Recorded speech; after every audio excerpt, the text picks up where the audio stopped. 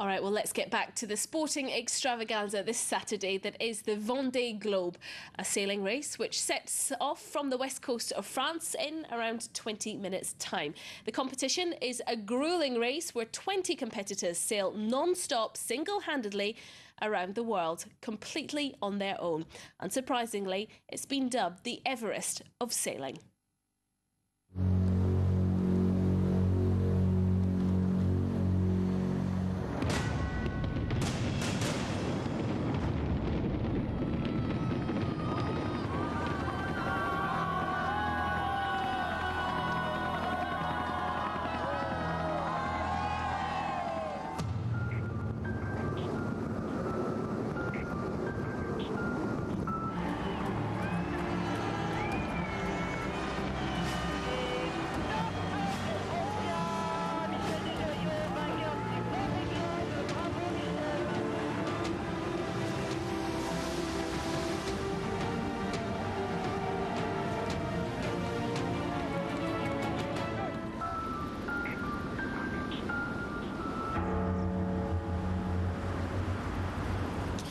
Just a taste there of some of the conditions that the competitors will be facing over the next 3 months after they take to the waves. We have Ben Barnier, who is France 24's reporter. He's at the start and finish line in the west of France in Les Sables d'Olonne. Ben, hi, we'll be coming back to you in just a few moments for all the very latest atmosphere from the starting point. But just to give you a heads up of what's actually happening when the skippers set sail, well, they leave from Les Sables d'Olonne here in France just after 1 p.m. local time. They'll then head south on the Atlantic to navigate 3 capes, the Cape of Good Hope near South Africa, then on to Cape Lewin, south of Australia, and the legendary Cape Horn in South America before returning to the west coast of France and Les Sables d'Olonne there. Well, as the sailors make their final preparations, let's head over to the starting line at France 24, Ben Barnier, who's there. Ben, this is just an incredible race. Just give us an idea of some of the stats involved. Well, this is really an incredible day. Thousands of well-wishers here in Les Sables d'Olonne. They're here to see these 20 brave skippers for this defining moment of contact with the sea. As you said, they will be going through 3 capes: Cape of Good Hope south of Africa, Cape Lewin south of Australia, and Cape Horn south of South America. What's involved is really 3 months at sea, alone, non-stop and unassisted. A race also called the Everest of sailing. As you were saying, this is truly the most extreme of long-distance sailing races. The record is held by Michel Desjoyaux. He's a French skipper, a superstar here in Les Sables d'Olonne. His record is 84 days, 3 hours and 9 minutes. In the Vendee Globe, the winner is the first to cross the finish line. 1 person, 1 boat, first home. I'm now joined by Bruce Schwab. Hi, Bruce. Hi, Ben. So Bruce is the first American to finish the Vendee Globe. So you finished 9th in 2005. You're here for fun, to see the atmosphere at the Les Sables d'Olonne, but also for business. And you're writing a blog as well, correct? Yeah. It's there's no other place to be in the world. Having done the Vendee Globe myself, I know what these skippers are facing. It's very exciting to be here. The event has grown bigger and bigger. The crowds here this morning, I met friends of mine that I met when I was here before, when I did the competition. I still have great friends here in France. The welcome that they give you here is legendary. When you start, when you come back, it's just spectacular. The excitement and atmosphere here is just overwhelming. What's also interesting is that it's a very small community of people who actually completed it. Alex Thompson people say this is the Everest of sailing, but it's actually harder than Mount Everest, since fewer than 100 people have completed the race, correct? Yeah, well, there aren't that many of us that are really that crazy, I guess. Excellent. So over the past 6 editions, half of the starters have not completed the race. 2 of them were also lost at sea. That is Nigel Borgers in Jerry Roofs in 1997. In the roaring 40s, the merciless Southern Ocean, boats have been capsized, pitchpole dismasted, and other tragic events. Anyone who simply finishes the race will be famous among other sailors. This is the 7th edition of the Vendee Globe. The race was created by Philippe Genteux, who was looking for a new challenge. That was in 1989. Here are some highlights from the previous editions. A non-stop lap of the planet from west to east by sea. The Vendee Globe is the longest race in the world and is often seen as the ultimate test in ocean sailing. If there was nothing unknown in the world, we had nothing else to discover, and the Vendee Globe is a big unknown. Only 41 sailors have ever made it to the finish line. 3 have lost their lives trying to get there. Tears and hugs always mark the moment of departure. The sailors set off to test their endurance, leaving their families behind. 3 months all alone, that's really long. 4, 3, 2, 1. In 1989, Loïc Perron tipped Philippe Poupon's capsized yacht back upright, saving his life. Perron finished in second place, just behind Titouan Lamazou, after 109 days at sea. The boom of the boat came up like that. It hit me in the jaw. The damn thing hit me in the mouth. The 1996 race was particularly dramatic. Raphael de Gini was rescued by fellow competitor Pete Goss, seen here on the right. In the same race, Australian rescue teams saved the lives of Thierry Dubois and the British sailor Tony Bullimore. Also in 1996, the Canadian Jerry Roofs was lost at sea. His yacht was found off the coast of Chile. In the most recent race, Jean Le Cam survived inside his capsized boat for 24 hours before he was rescued by fellow competitor Vincent Roux. You stay in the boat for all that time, you finally get out, then you have to get into Vincent's boat. It's just crazy, crazy stuff. It's a physical and emotional roller coaster of a journey, but the Vendee Globe is still popular.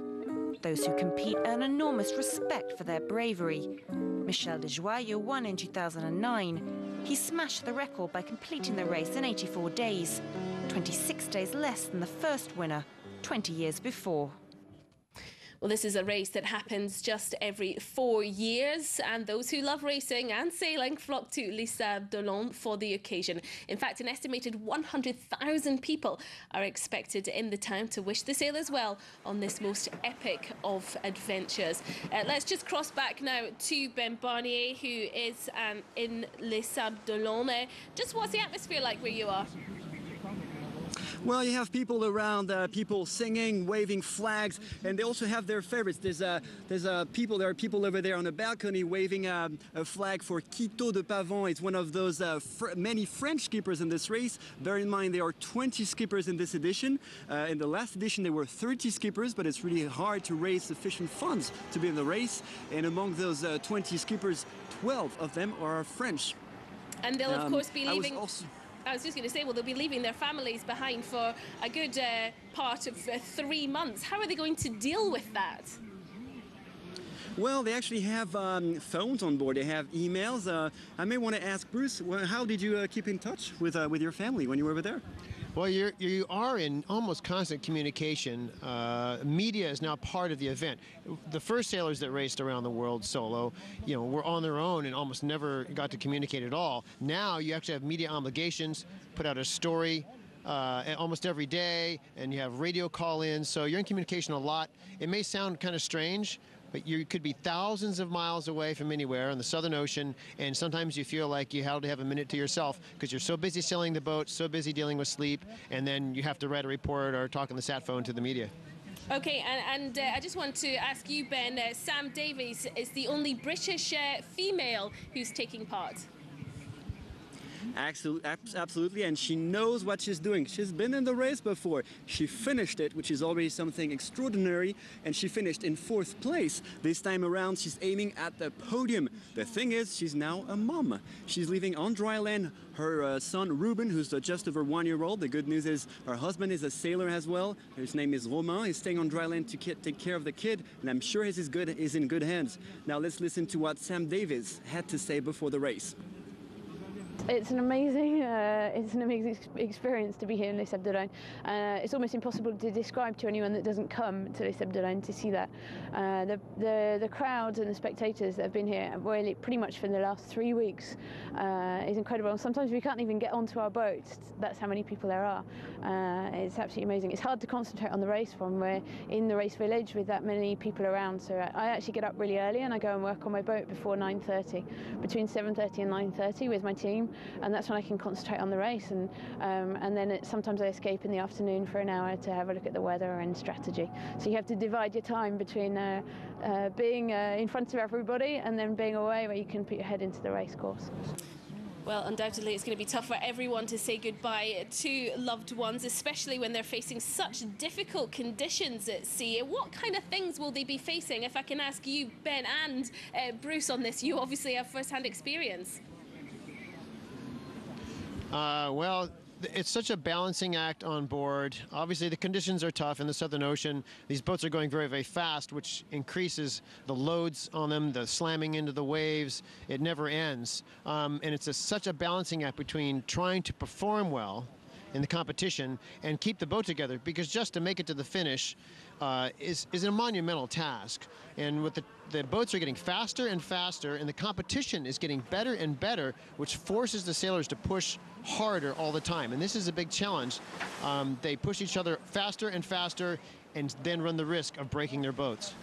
And one of the other big challenges on the race is also to manage to find a time to sleep, because they do have to sleep after all, and they are on their own. For that, they rely on the autopilot. They have to learn how to sleep in chunks of 30 minutes to an hour. And how do you go to sleep when you're in raging seas in the Southern Ocean? Well, believe it or not, well, most of the skippers have had plenty of time to practice their sleep pattern, and everyone has.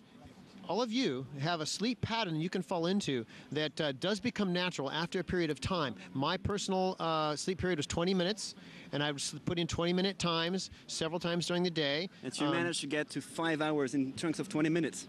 About right. Sometimes 5 hours, sometimes not so much. It just depends upon the conditions. But I would, Ben, I would have a kitchen timer that I would set to 20 minutes, but after a period of time, I would wake up like 5 seconds before the timer would go off. And you see, you need to take a look at the beds inside the boat. They're not those comfy beds. It's just bunks, right? Yeah, you need to be fairly snugly strapped in, because the boat is moving around pretty violently often. And if you have much room to move, the movement itself will keep you awake. So you strap yourself in. The bunks have ropes to lift it up so you get wedged in. And then you sleep with your feet forward all the time in case you hit something, so you won't break your neck.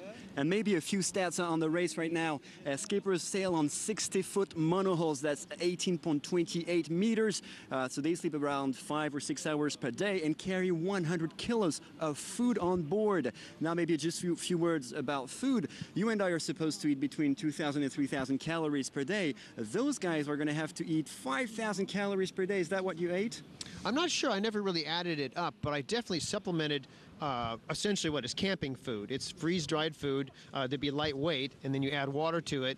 It's not very exciting food, but I brought a lot of spices like Tabasco and olive oil. And olive oil, you know, make it more exciting. To make it more exciting, it adds more calories. Does it get lonely up there?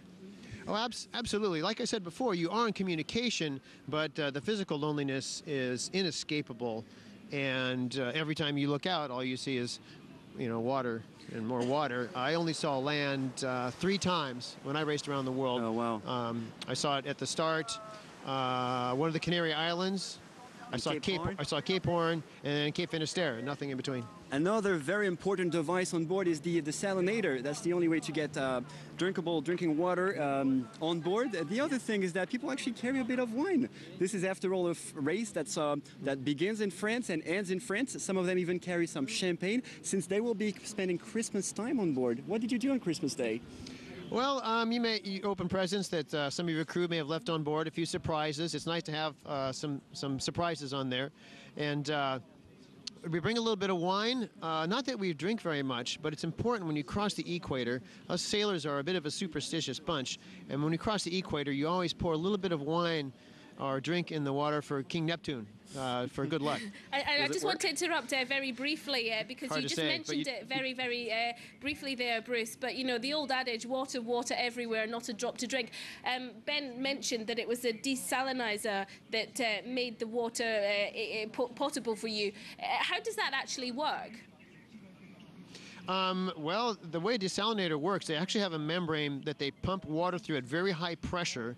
And it turns out that the dissolved salt that's in the sea and in the water, the membrane actually blocks out the salt and only lets the fresh water through. It's a very, very fine membrane, and under high pressure, it just strains out the salt. Does it actually taste just like water from your tap at home?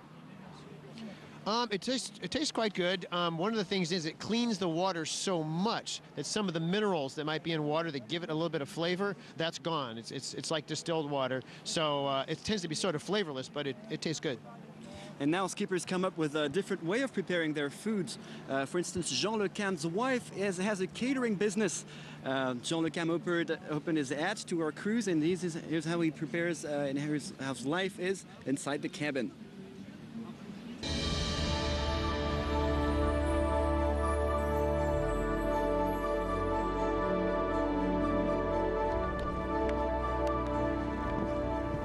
Jean Le Cam's job requires an attention to detail. On board his monohull, he's been preparing for hours to set out on the next Vendee Globe. Nothing can be left to chance.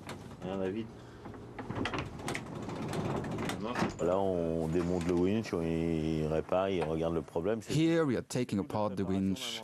We repair it, we check for problems. It's all part of preparing for the Vendee Globe. It works on Sod's law. It's like when you're rushing for an appointment and you can't find your car keys. Sure. For us it is the same. Jean's living quarters are pretty Spartan. Jean, what is this? Is it a sort of bench? What do you use it for? Is it a seat, a bed? This? Do you sleep here? Are you calling my bed a bench? So it is where you sleep? Well, yeah, like this. Everything must be done in these few compact square meters: communication, navigation, meals, and sleep. This rolls in. There you go. We can move the house inside the boat. So this is the kitchen. There's not much here. What are you going to eat for 3 months? We eat ready prepared things. The problem is that we need things that can last 3 months. There's no fridge.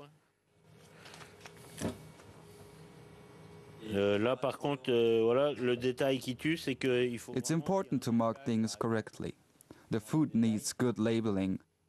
That's sausage stew.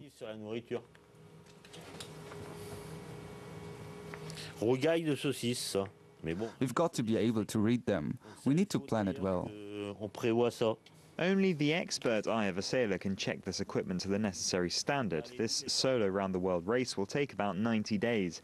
20 sailors are committed, each living in a tiny 18-meter 60 monohull like this.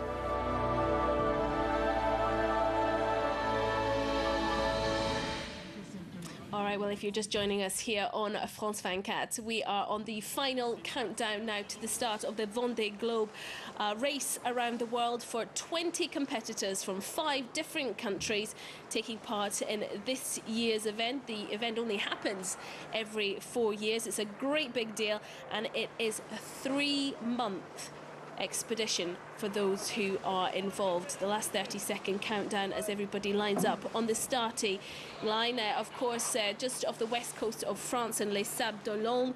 That's where the race starts. It's also where the race finishes. The race takes them down through the Atlantic, through 3 capes: Cape of Good Hope, Cape Lewin, and of course one other cape which escapes my mind at this present moment. Anyway, we're down to the final few seconds. Here we go.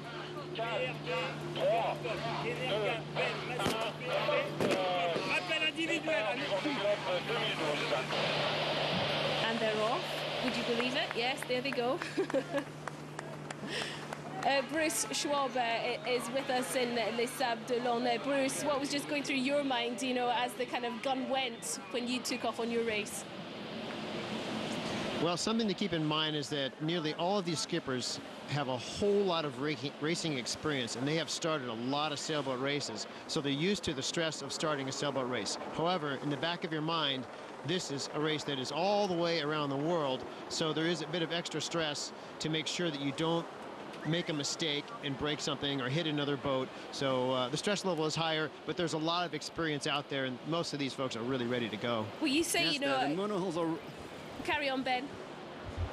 The monohulls are right behind us, and there's an important fact is that although this is a non-stop race, boats are allowed to put back to port without being disqualified.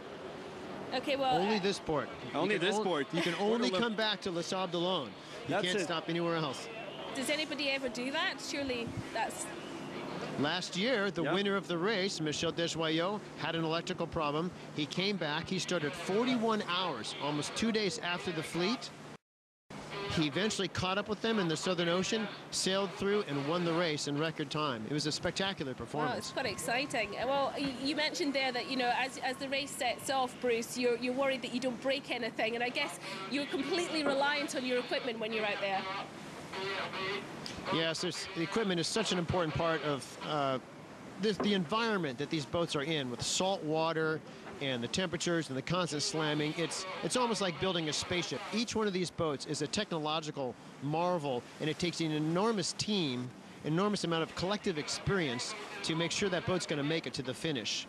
And it's a single-handed event, Ben, but it's really a team event, because how well your team prepared the boat and all the stuff behind the wiring, the cabling, everything is so critical. There's so many things that can go wrong. The preparation is enormous. So having an important team is a huge part of this sport. And the radar is also a very important device, because you have to avoid the icebergs, growlers in the Southern Ocean, and especially when you're asleep. Actually, one of the most important reasons to have the radar is when you go around Cape Finisterre, as you're leaving the Bay of Biscay, the amount of commercial traffic and freighters there, it's like the freighter freeway, and trying to jump across that at night, you literally have to, it's like trying to run across the road on the highway and trying not to get run over. It's just an enormous amount of traffic. And we might want to hear maybe a word from Vincent Rioux. He's among the favorites in this edition of the Vendee Globe. He won the race already in 2005, and is how he feels, and he feels very, very confident about being on the podium this time around. I've been working toward this goal for 2.5 years now, and at some point you need to get started for real. I do have peace of mind, because this is my third Vendee Globe, so I know more or less how things go. Of course, it has its pros and cons, but mainly it allows me to get organized and remain peaceful. Tough man. And now, there, you know, so we're just listening to a French skipper, but it's not all French skippers. There's another, there are 8, we might call them foreigners because we're in France here, but not. They're from England, from Poland, from Switzerland, from Spain, and from Italy. Among them, there's a senior skipper. His name is Mike Golding, 52-year-old former firefighter who left everything to become a professional sailor. He actually met with some school kids from England a couple of days ago here in Port Olona. He felt very excited about being an inspiration, a source of inspiration for these kids. This is such a big adventure. It's of course lovely for me, but it's very important to share it and to inspire the next generation to do similar or different things, to do things that are unusual, that are difficult, that are hard to do, because only the hard things are really valuable. Well, one of the hardest things I imagine to do, Ben, is say goodbye to all your loved ones for 3 whole months. Well, you know, there are different ways of approaching this. We were yesterday on the pier on dock, and we had a chance to talk to some of the skippers. You had Lewis Burton. He's the youngest in this race. He's only 27, and he was actually kissing his girlfriend on his boat. A very romantic moment. But other people were just partying. You know, this is Sables d'Olonne. This is a beach resort in France. Some of them were drinking, having a good time, because after all, if they didn't do it yesterday, they couldn't do it tonight. Yeah.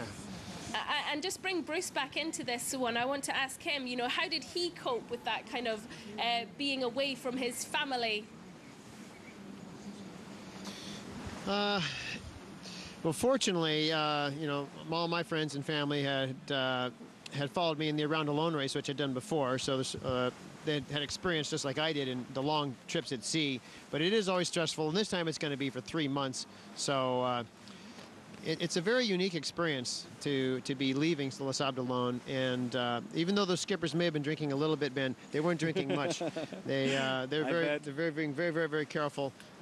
You also have to be very careful about the weight you carry on board, because every kilo counts. Every kilogram counts. And you know, this is something I work with a lot now, because mixing my experience with sailing on the boats and my background in working on boats now, I provide like lithium batteries where you can get down to less weight. And many of these boats now carry lithium batteries, which are a quarter of the weight of the lead batteries that you would like have in your car. So boats are changing, and equipment is changing an awful lot. Equipment is always changing and always improving. And the great thing about these IMOCA 60s is the technology that's used in these boats can trickle down and transfer directly to the cruising boats that the average sailors that cruise around the world are. Because usually the winner has the best boat, right? Yeah, well, the equipment here is so important because these are sailed shorthanded, and cruising boats are usually sailed shorthanded. So the America's Cup is a big deal and a lot of technology, but the technology that's in the Vendee Globe is much more relevant to regular sailors than an America's Cup boat. Which also means that boats are getting more expensive. Take Sam Davis, for instance. She had to raise 2 million euros to be in the race. Some of them go even further, 4 million euros, 6 million euros. Yeah. How did you raise funds to be in the race? In my case, I had an enormous number of individual sponsors from the United States, and we had an education program. There's no American skipper in this race. 4 years ago, we had Rich Wilson, who finished. We're the only 2 Americans that have completed it. And this is a very popular sport in American sailors. Maybe not as intensely here in France, but I had a tremendous following in the U.S. And I still run into people in the U.S. In the most surprising places that followed me on Ocean Planet, followed the race. And I was very lucky to have the support of thousands of Americans across the country. Terrific. And hopefully we'll get another American in the race. I'll be rooting for, you know, in the absence of an American, most of us root for Sam Davies because she's just so exciting to watch. But I happen to be rooting personally for Jeremy Bayou because he has my batteries on Major Cook, so I want him to do well. And what about you, Ben? You've been looking at all the competitors. Have you got a favourite? I think I do. I'm going to say Sam Davis, although I do like Lewis Burton. He was very romantic yesterday. You should have seen him. Just, you know, hugging his girlfriend, kissing her was a very, very, you know, sweet thing to see. I have to say that, Ben, those are attractive personalities, and half of the attractiveness of this race is the personalities of the skippers. But you need to be attractive to raise sufficient funds, exactly. Right? But I hate to tell you this, that neither Sam or Lewis is going to win. All right, boys, we're going to leave it there. A chance to, I would say, I'm sorry, we're running out of time, boys, but thank you very much, Bruce Schwab and Ben Barnier at Les Sables d'Olonne there for us for the start of the 2012 Vendee Globe, which is now officially underway. We'll be back very shortly here on France 24 with another recap of the main international news headlines. For now, though, we leave you with these live pictures of the competitors as they start on this 3-month tour around the world.